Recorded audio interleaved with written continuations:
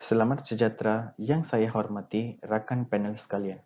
Tajuk kajian yang saya bentang pada hari ini ialah kondisi tempat kerja di ladang kelapa sawit Felda Umas Tawau Sabah dari perspektif pekerja. Saya Anbukara Suparmasivam dari Politeknik Kota Kinabalu Sabah. Minyak sawit adalah minyak sayuran yang paling popular di dunia, di mana ia menyumbang lebih daripada 30% daripada penggunaan minyak sayur global. Ia digunakan sebagai minyak masak dalam produk rumah seperti bahan pencuci, kosmetik dan makanan yang diproses untuk biofuel.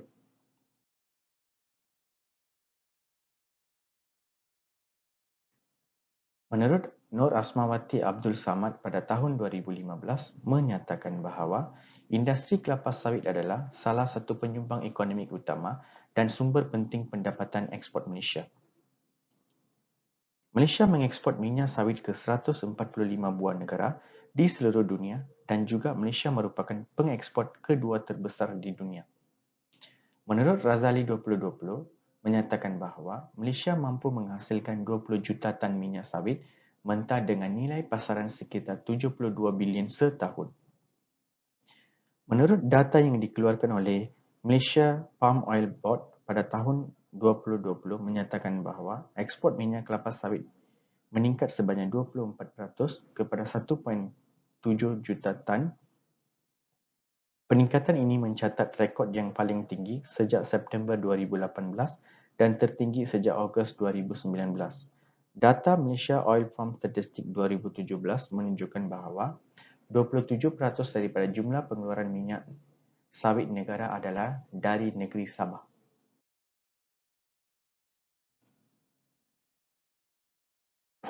Walaupun Malaysia pengeksport minyak kelapa sawit yang terbesar, dari segi tenaga kerja, kebanjiran pekerja asing gagal dibendung ekoran permintaan tinggi tenaga kerja dalam pelbagai sektor selain sikap terlalu memilih pekerja dalam kalangan rakyat tempatan di negara ini. Statistik Lembaga Minyak Sawit Malaysia sehingga April 2014 mencatat jumlah buruh peladang di Sabah adalah seramai 448,461. Daripada jumlah ini, sebanyak 78.08% pekerja adalah pekerja asing dari Indonesia, Bangladesh, Myanmar dan Nepal. Kenapa golongan belia tempatan tidak berminat menceburi dalam sektor peladangan? Jawapan yang sering diberikan oleh golongan belia dalam tinjauan yang lepas adalah disebabkan oleh kondisi pekerja yang tidak baik, kekurangan kemudahan yang disediakan untuk pekerja, tidak gaji yang tetap dan tempat kerja di luar bandar. Objektif kajian ini adalah mengenal pasti persepsi belia yang bekerja di ladang kelapa sawit terhadap kondisi tempat kerja dari aspek yang pertama, keselamatan dan kesihatan pekerja, kemudahan asas, upah atau gaji. Belia kurang berminat dalam bidang pertanian kerana persepsi mereka yang masih menganggap bidang pertanian sesuai untuk orang tua dan orang kampung sahaja berbanding dengan sektor perniagaan yang suasananya lebih bersih dan kondusif.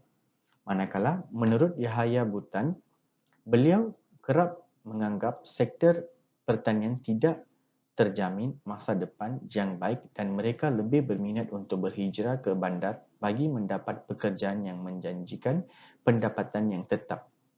Menurut data statistik Kementerian Sumber Manusia pada tahun 2013 menyatakan bahawa sebahagian besar golongan belia memilih sektor pembuatan dan sektor runcutan sebagai pilihan utama mereka. Manakala menurut Irfan 2016, belia kurang berminat dalam sektor perladangan kerana kadar gaji yang rendah serta kuantiti kerja dan kebajikan pekerja kurang diberi tumpuan oleh pihak pengurusan. Manakala menurut Norina Awanis Muhammad tahun 2019 menyatakan bahawa belia tempatan menganggap kerja perladangan sebagai pekerja 3D iaitu sukar, kotor dan bahaya. Reka bentuk kajian ini ialah kajian yang berbentuk tinjauan yang menggunakan pendekatan kuantitatif. Lokasi kajian ini adalah di Felda Umas Tawau Sabah. Keluasan tanah dia adalah sebanyak 1616.90 hektar, manakala kawasan matang adalah 1350.98 hektar, kawasan muda adalah 262.92 hektar. Teknik dalam kajian ini, persampalan bertujuan dipilih dan dilaksanakan kerana dalam sampel tersebut mempunyai semua ciri-ciri yang terdapat dalam populasi kajian yang ingin dikaji. Instrumen yang kajian yang digunakan dalam kajian ini adalah borang soal selidik. Borang soal selidik ini diadaptasi dan diubah sesuai daripada kajian Parasuraman Santirin pada tahun 2012. Set soal selidik diedarkan kepada responden iaitu pekerja-pekerja yang bekerja dalam sektor perladangan yang mana kumpulan ini adalah kumpulan yang khusus untuk kajian ini. Tahap kondisi tempat kerja dalam kajian ini terbahagi kepada dua iaitu tahap rendah dan tahap tinggi. Pengkategorian tahap mengikut skor dilakukan dengan merujuk kepada jadual Cooper and Schindler pada tahun 2011. Mereka mencadangkan kaedah pengiraan skor secara pemeringkatan iaitu Balance Rate Scale agar berlaku keseimbangan. Jumlah skor dipecah kepada dua bahagian iaitu skor rendah dan skor tinggi.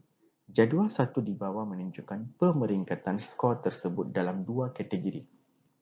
Tahap persepsi kondisi di tempat kerja terbahagi kepada dua tahap iaitu tahap tinggi iaitu skor 88 hingga 175 manakala skor tinggi bagi 176 hingga 264 mata.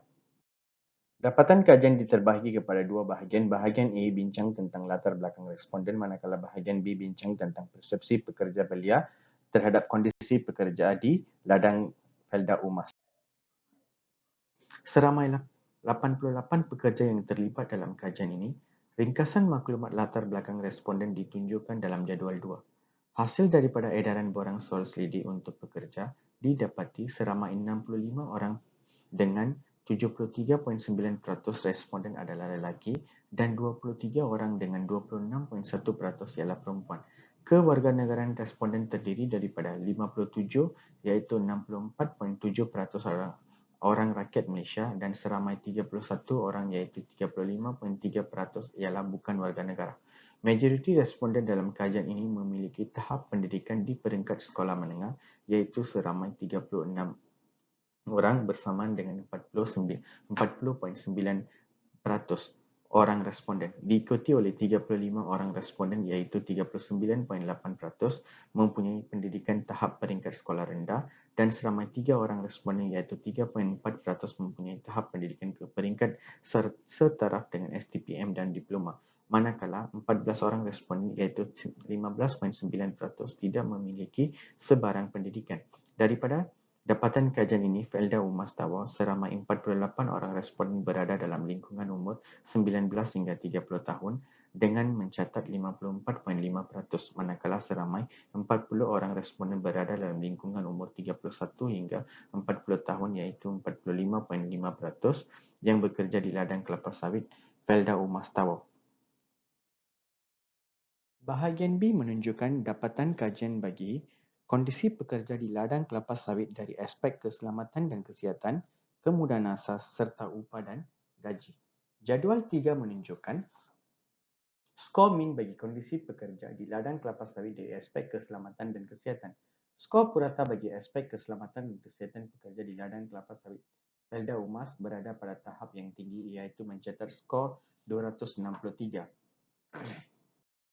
Jadual 4 menunjukkan skor min bagi perspektif pekerja terhadap kondisi tempat kerja di ladang kelapa sawit dari aspek kemudahan asas di tempat kerja. Pada keseluruhannya, skor bagi dapatan kemudahan asas di tempat kerja berada pada tahap yang tinggi iaitu dengan mencatat skor 261.75. Manakala jadual 5 menunjukkan peratusan skor yang dijawab oleh responden bagi perspektif pekerja terhadap kondisi tempat kerja di ladang kelapa sawit Felda Umas di Tawau. Dapatan bahagian ini menunjukkan bahawa skor min bagi dapatan upah dan gaji berada pada tahap yang tinggi iaitu sebanyak 244.4. Secara keseluruhannya dapat dirumuskan bahawa kondisi pekerja dari aspek kesihatan dan keselamatan, kemudahan asas di tempat kerja serta upah dan gaji berada pada tahap yang tinggi. Dari aspek keselamatan dan kesihatan, pekerja menyatakan bahawa terdapat penubuhan JKKP di Felda Umas 5 bagi menjaga keselamatan dan kesihatan pekerja. JKKP sentiasa menangani isu kemalangan di tempat kerja. Majikan juga menyediakan peralatan keselamatan dan kesihatan serta pekerja perlu melaporkan kepada penyelia untuk menggantikan dengan peralatan yang baru sekiranya peralatan PPE itu rosak. Majikan membuat caruman KWSP kepada pekerja untuk simpanan masa depan. Manakala dari aspek kemudahan asas di tempat kerja pula, majikan menyediakan kemudahan perumahan, pengangkutan, kemudahan jalan raya yang baik dan pondok rehat untuk pekerja. Bukan itu sahaja, majikan menyediakan kemudahan tempat kerja yang memuaskan dan melantik seorang ketua kampung bagi menjaga kebajikan pekerja di kampung tersebut. Serta majikan menanggung kos rawatan pekerja dan anak-anak pekerja ladang. Dari aspek upah dan gaji pula, majikan memberikan upah dan gaji yang setimpal dengan pekerjaan mereka. Tetapi, sebanyak 5.7% pekerja menyatakan bahawa upah dan gaji yang ditawarkan tidak mencukupi bagi membiayai keluarga yang besar. Dan juga 9% pekerja menyatakan bahawa mereka tidak dapat menyimpan wang daripada gaji mereka kerana gaji mereka hanya cukup untuk keperluan harian saja. Tetapi mereka akan diberikan kenaikan gaji sekiranya dapat mencapai sasaran produktiviti ladang. Penemuan kajian menunjukkan bahawa pekerja ladang Felda Umas menyatakan kondisi kerja dari aspek keselamatan dan kesihatan, kemudahan asas serta upah dan gaji berada pada tahap yang tinggi. Walau bagaimanapun, penemuan ini tidak selari dengan penemuan Amizi 2014. Dalam dapatan kajian beliau menunjukkan kondisi pekerja ladang yang tidak baik telah menyebabkan belia tidak berminat untuk menceburi bidang perladangan kelapa sawit. Manakala, menurut Rowena 2015 menyatakan bahawa pihak majikan tidak menjaga hak pekerja tempatan dan hanya mementingkan keuntungan sahaja. Dari aspek gaji pula, walaupun mencatat skor mini pada tahap yang tinggi, tetapi masih terdapat segelintir pekerja menyatakan bahawa gaji memuaskan tetapi tidak mencukupi untuk simpanan.